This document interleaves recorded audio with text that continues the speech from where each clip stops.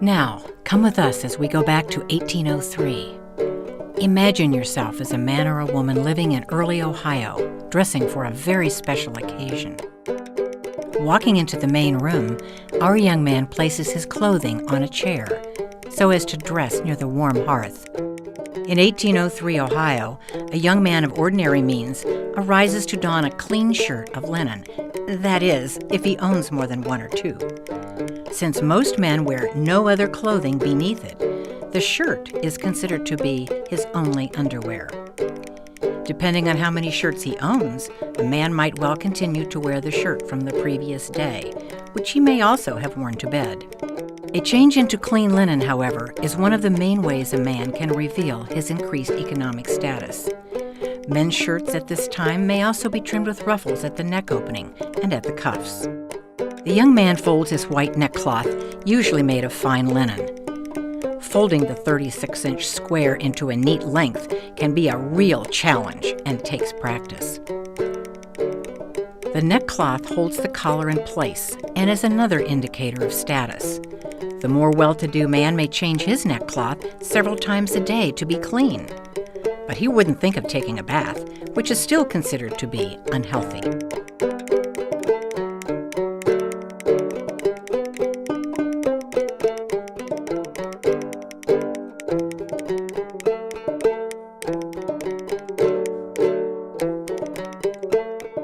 Stockings, usually knit of cotton or wool, are important as these early citizens walk a great deal. These cotton knit stockings keep his feet warm and dry, and may also help prevent painful blisters. These blisters can easily become infected and could lead to blood poisoning and even to death.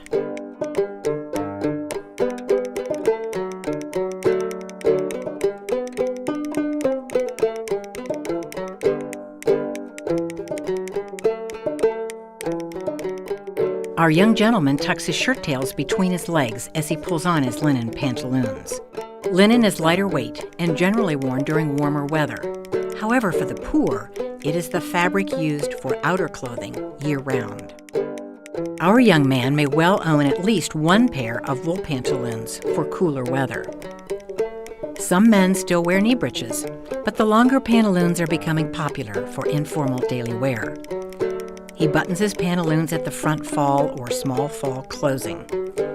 The fullness in the back allows room for the shirt tails and also permits him to sit, ride, and work.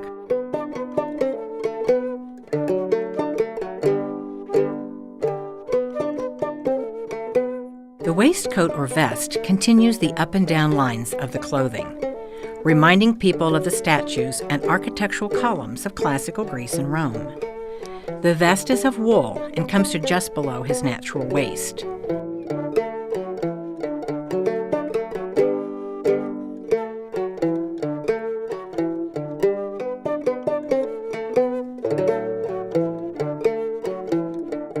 His footwear may be boots, into which he can tuck the legs of the pantaloons, or for dress, flat-heeled leather shoes that tie.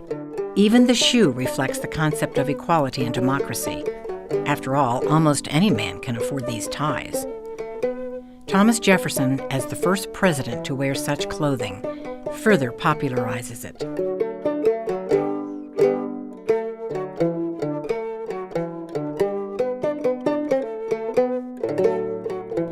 The high collar is also reflected in that of the cutaway tailed coat, which is made of a heavy fulled wool, but could also be made of linen. This coat is cut in the latest fashion with the M-cut notched collar. Green, along with blue and brown, are the popular dark colors for a coat, to contrast with the lighter colored pantaloons. His hat, considered appropriate for a man's best attire, is what we today would call a top hat. This round hat is made of felted beaver fur for the wealthy men, but ordinary folks can afford one in the same style, of felted wool. It's much less expensive, but not nearly as water resistant. A young man in Ohio, or most anywhere in the United States in 1803, is thus attired in his best clothing. European travelers find themselves confused and frustrated. in their attempt to determine status or social standing of American men and women they may meet. Clothing is a major indicator of social status, but a young man thusly dressed may be a farmer or the town blacksmith dressed for church, or he could be a banker or even the governor.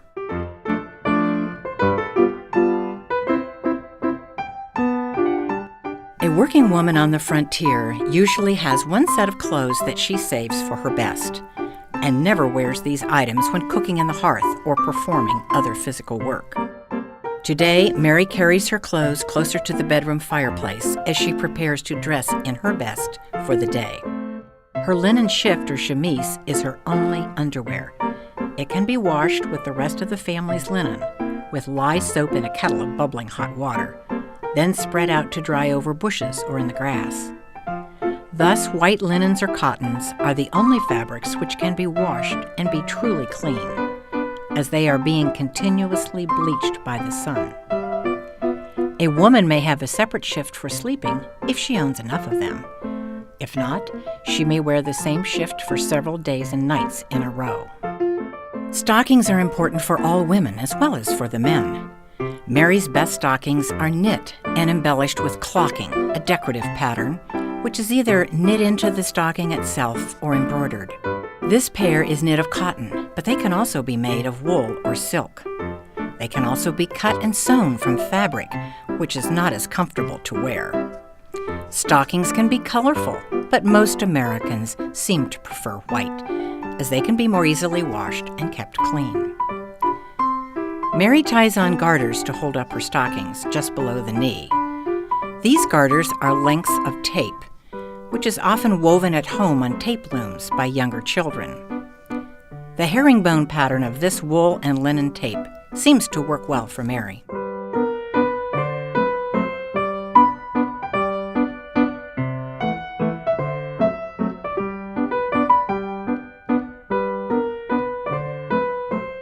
Her best shoes are what we would call flats, but actually have a small slip heel. Sometimes they are enhanced with ribbon sewn into the fabric of the uppers, crisscrossed and tied at the ankles. Early 19th century women think that flat shoes, especially those with ribbon, look like the sandals worn by the Greeks and Romans. Complementing this columnar or up-and-down look is Mary's corset or stays, which she laces using a bodkin, a needle-like threader with a large eye.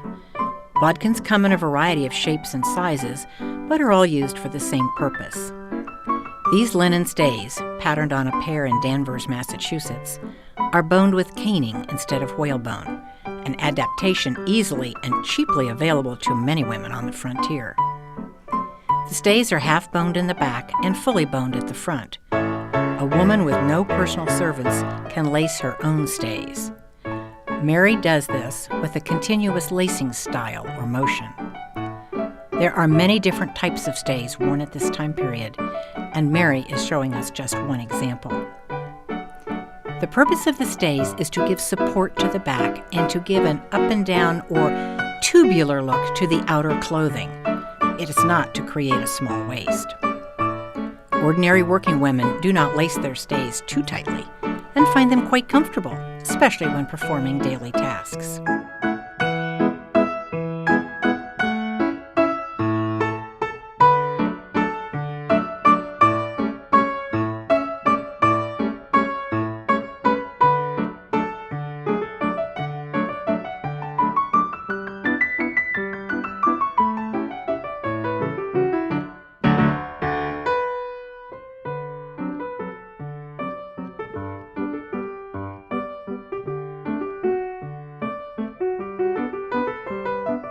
Mary pins the back neck of the triangular kerchief so that it will lay flat.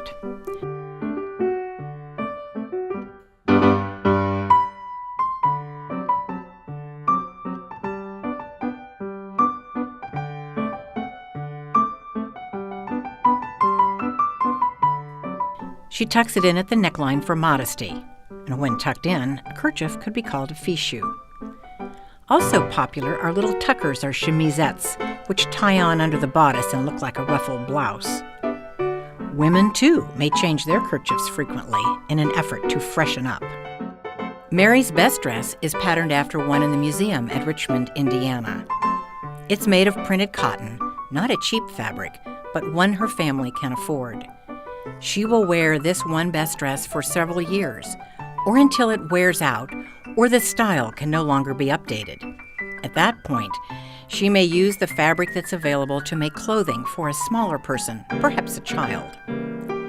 Other pieces of cotton or linen can be sold or traded to be used in the making of paper. The little pillow tied inside and at the back of the high waist forces her skirt to hang straight. The cotton bodice is lined in linen, a fabric that is still much cheaper than the cotton. Mary crosses over the linen underbodice and pins it in the front. Notice that there are no buttons on Mary's clothing, just tapes and pins, which also permit wearing and adjustment during pregnancy. The fact that Mary wears a wig is not uncommon for women who can't afford them. A short curly hairstyle is popular for both women as well as for men. But many women wish to keep their hair longer to wear it up and curled, perhaps for evening. A wig gives them options without having to cut their hair.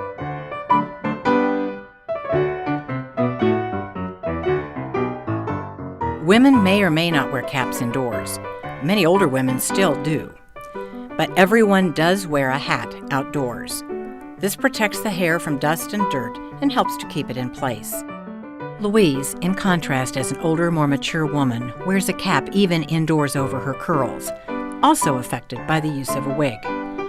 Many older women still prefer the ruffled mob cap, although many other designs are still popular. Hats of many different styles are in high fashion. Mary is fortunate to have two hats. One resembles the jockey style. It's made with a straw brim and can be worn year-round with its crown of silk fabric. She chooses instead a bonnet of silk with a high crown and decorated with artificials or silk flowers. Louise's best dress, like Mary's, is of printed cotton. The style, however, is called an apron front, as the single-paneled skirt front is tied like an apron under the high bodice and at the back. This leaves slits in the sides to reach the old-fashioned pockets, which tie on over her stays. The detachable long sleeves need to be sewn in for daytime wear, but make the dress much more versatile. Short sleeves for evening and long sleeves for daily and best wear. To leave the house, she will simply place a straw hat over her cap and tie it on in the gypsy style. A fine wool shawl can ward off a chill. Mary's reticule, similar to a woman's purse of today, replaces the pockets tied on under the fuller skirts of colonial times. Gloves complete a fashionable costume for both men and women, as well as keep their hands clean. Women, even those on the frontier, are attempting to achieve a fashionable look popular throughout the United States. Mary and Louise have joined Ryan near the hearth as they prepare to depart.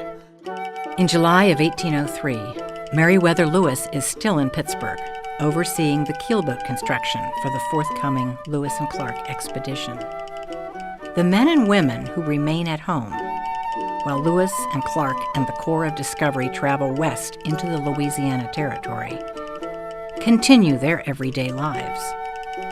We can well imagine these ordinary men and women wearing clothing such as this as their very best, while they strive for what we know as the American dream.